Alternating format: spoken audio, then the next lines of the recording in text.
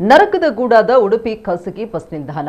ತ್ಯಾಜ್ಯದ ರಾಶಿ, ಮುರಿದು ಹೋದ ಟೈಲ್ಸ್, ಕಿತ್ತೋದ ಕುರ್ಚಿಗಳು, ರೋಗ ಹರಡುವ ತಾಣವಾದ ನಿಲ್ದಕ್ಕೆ ಬೇಕಿದೆ ಕಾಯಕಲ್ಪ ಎಂಬ ಶೀರ್ಷಿಕೆಯಡಿ 2 ದಿನಗಳ ಹಿಂದೆ ನಮ್ಮ ಕುಡ್ಲ ವಾಹಿನಿಯಲ್ಲಿ ಪ್ರಸಾರವಾದ ವರದಿಗೆ ಸ್ಪಂದಿಸಿದ ಉಡುಪಿಯ ಶಾಸಕ ಯಶ್ಪಾಲ್ ಸುವರ್ಣ ನಗರಸಭೆಯ ಅಧಿಕಾರಿಗಳೊಂದಿಗೆ ಸ್ಥಳಕ್ಕೆ ಭೇಟಿ ನೀಡಿ ಪರಿಶೀಲನೆ ನಡೆಸಿದ್ದಾರೆ.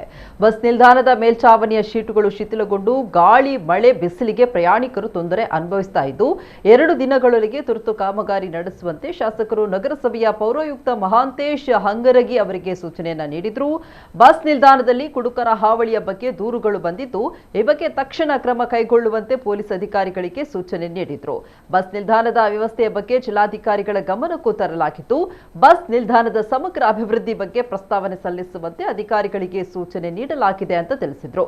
ಬಸ್ ನಿಲ್ದಾಣದ ಛಾವಣಿಯ ತಾತ್ಕಾಲಿಕ ದುರಸ್ತಿ ಕಾಮಗಾರಿ ಬಗ್ಗೆ ಅಂದಾಜು ಪಟ್ಟಿ ತಯಾರಿಸಿದ್ದು, ಅದಕ್ಕೆ ಅನುಮೋದನೆಯನ್ನ ಪಡೆದುಕೊಂಡು ಕೂಡಲೇ ಕಾಮಗಾರಿ ಅನ್ವಯ ಕೈಗೆತ್ತಿಕೊಳ್ಳಲಾಗುವುದು ಅಂತ ಪೌರಾಯುಕ್ತ ಮಹಾಂತೇಶ್ ಹಂಗರಗೆ ತಿಳಿಸಿದರು.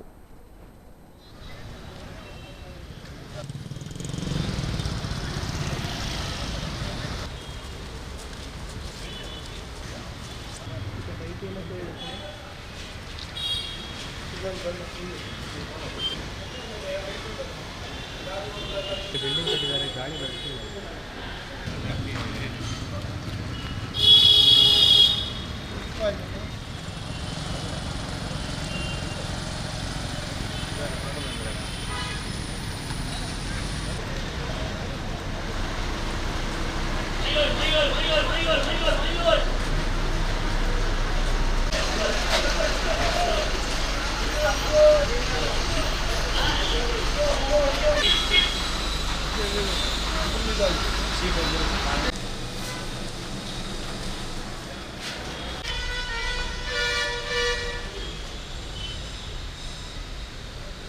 ಸರ್ಕಾರದ ಬೊಕ್ಕಸೆಯಲ್ಲಿ ಅನುದಾನದ ಕೊರತೆಯಿಂದ ಯಾವುದೇ ಅಭಿವೃದ್ಧಿ ಕಾರ್ಯಗಳು ಆಗ್ತಿಲ್ಲ.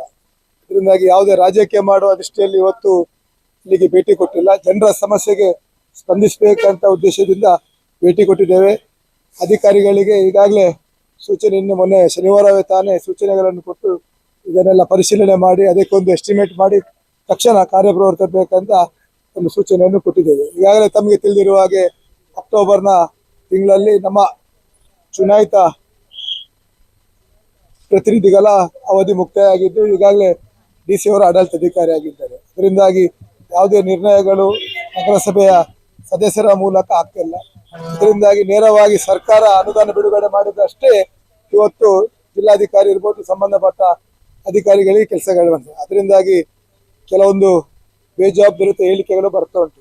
ಬೇಜವಾಬ್ದಾರಿ ಹೇಳಿಕೆ ಕೊಡುವವರು ಮೊದಲಿಗೆ ಸರ್ಕಾರದ ಪರಿಸ್ಥಿತಿಯನ್ನು ಅರ್ಥ ಮಾಡಿ ಸರ್ಕಾರದಿಂದ ಅನುದಾನ ಬರ್ತದಿಲ್ಲ ಎಂಬುದನ್ನು ತಿಳುವಳಿಕೆಯನ್ನು ಪಡ್ಕೊಳ್ಬೇಕು.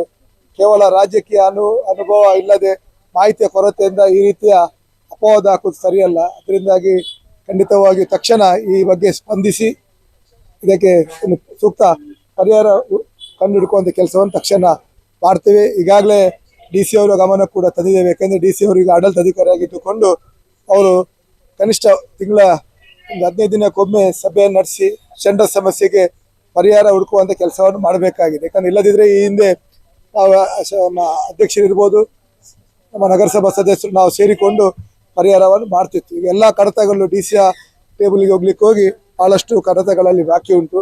ಅದರ ಜೊತೆಗೆ ಪೊಲೀಸ್ ಇಲಾಖೆಯವರಿಗೂ ಕೂಡ ಸೂಚನೆಗಳನ್ನು ನೀಡಿದ್ದೇವೆ. ಈ ಒಂದು ಬಸ್ ಸ್ಟ್ಯಾಂಡ್ಗಳಲ್ಲಿ ಇವತ್ತು ಕುಡುಕರ ಸಂತೆಯಾಗಿದೆ. ಬರುವಂಥ ಪ್ರವಾಸಿಗರಿಗಿರ್ಬೋದು, ಬರುವಂಥ ಪ್ರಯಾಣಿಕರಿಗೆ ಅದರ ಪ್ರಯೋಜನವನ್ನು ಪಡಲಿಕ್ಕೆ ಆಗ್ತಿಲ್ಲ. ಯಾಕಂದ್ರೆ ಅಲ್ಲಿ ಬೇರೆ ಬೇರೆ ಜನರು ಕುಡಿದು ತಿಂದು ಕೊತ್ತು ಅಲ್ಲಿ ನಿಂತ್ಕೊಳ್ಳುವಂಥ ಪರಿಸ್ಥಿತಿ ಆಗಿದೆ. ಅದರಿಂದಾಗಿ ಪೊಲೀಸ್ ಇಲಾಖೆಯವರಿಗೂ ಕೂಡ ಈಗಾಗಲೇ ಸೂಚನೆಗಳನ್ನು ಕೊಟ್ಟಿದೆ. ಎಚ್ಚೆತ್ತುಕೊಳ್ಳದಿದ್ದರೆ ಸಂಬಂಧಪಟ್ಟ ಇಲಾಖೆಯ ಅಧಿಕಾರಿಗಳ ಮೇಲೆ ಸೂಕ್ತ ಕ್ರಮಕ್ಕೆ ಮೇಲಧಿಕಾರಿಗಳಿಗೆ ಸೂಚಿಸುವಂತೆ ಕೆಲಸವನ್ನು ಮಾಡ್ತೇವೆ. ಅದರ ಜೊತೆಗೆ DC ಅವರ ಗಮನ ಕೂಡ ತಂದಿದೆ. ಒಟ್ಟಾರೆ ಉಡುಪಿ ನಗರ ಒಂದು ಸ್ವಚ್ಛ ನಗರ, ಕ್ಲೀನ್ ಸಿಟಿ ಆಗಬೇಕೆಂಬ ನಮ್ಮ ಉದ್ದೇಶ. ಈಗಾಗಲೇ ನಾವು ಮಾನ್ಯ ಶಾಸಕರು ಹೇಳಿದ ಹಾಗೆ ನಾವು ನಗರಸಭೆ ವತಿಯಿಂದ ಈಗ ಟೆಂಪ್ರರಿ ತಾತ್ಕಾಲಿಕವಾಗಿ ಇಲ್ಲಿ ಏನು ಮಾಡಬೇಕಂತ ಎಸ್ಟಿಮೇಟ್ ಮಾಡಿದ್ದೇವೆ. ಸರ್ ಹೇಳಿದಂಗೆ ಒಂದು 2 ದಿನದಲ್ಲಿ ನಾವು ಎಸ್ಟಿಮೇಟನ್ನು ಅಪ್ರೂವಲ್ ತೊಗೊಂಡು ಬೇಗ ಈಗ ಕಾಮಗಾರಿನ ನಡೆಸ್ಕೊಡ್ತೀವಿ. ಪ್ರಯಾಣಿಕರಿಗೆ ಯಾವುದೇ ರೀತಿ ತೊಂದರೆ ಆಗದ ರೀತಿ ನಾವು ಎನ್ಶೂರ್ ಮಾಡ್ತೀವಿ. ಮಾಧ್ಯಮದ ವರದಿ ಆದಮೇಲೆ ನಮಗೆ ಮಾಹಿತಿ ಬಂದಿದೆ. ಇವತ್ತು ನಮ್ಮ ಹೆಲ್ತ್ ಇನ್ಸ್ಪೆಕ್ಟರ್ ಇಲ್ಲಿರ್ತಕ್ಕಂಥ ಎಲ್ಲ ಹೋಟೆಲ್ಗಳಿಗೆ ವಿಸಿಟ್ ಮಾಡಿ ಅವರಿಗೆ ತಾಕೀತನ್ನು ಮಾಡಿದ್ದಾರೆ. ಅದೇ ರೀತಿಯಾಗಿ ನೋಟಿಸನ್ನು ಅವರಿಗೆ ನೀಡಿದ್ದಾರೆ. ತಾವು ನಗರಸಭೆಯಿಂದ ಒಂದು ಶುದ್ಧ ಕುಡಿಯುವ ನೀರನ್ನು ಸರಬರಾಜು ಮಾಡ್ತಾ ಇದ್ದೇವೆ, ಬಟ್ ನೀವು ಯಾಕೆ ಅದನ್ನು ಸ್ಟೋರೇಜನ್ನು ಸರಿಯಾಗಿ ಇಟ್ಕೊಂಡಿಲ್ಲ ಅಂತ ಅವರಿಗೆ ಇವತ್ತೆಲ್ಲ ಹೋಟೆಲ್ಗಳಿಗೆ ಮಾಧ್ಯಮದಲ್ಲಿ ಯಾವ ರೀತಿ ಬಂದಿದೆ ಅದೇ ರೀತಿ ಎಲ್ಲ ಹೋಟೆಲ್ಗಳಿಗೆ ವಿಸಿಟ್ ಮಾಡಿ ಅವರಿಗೆ ನೋಟಿಸ್ ಕೊಡೋ ಪ್ರಯತ್ನ ನಮ್ಮ ಹೆಲ್ತ್ ಇನ್ಸ್ಪೆಕ್ಟರ್ ಮಾಡ್ತಾ ಇದ್ದಾರೆ.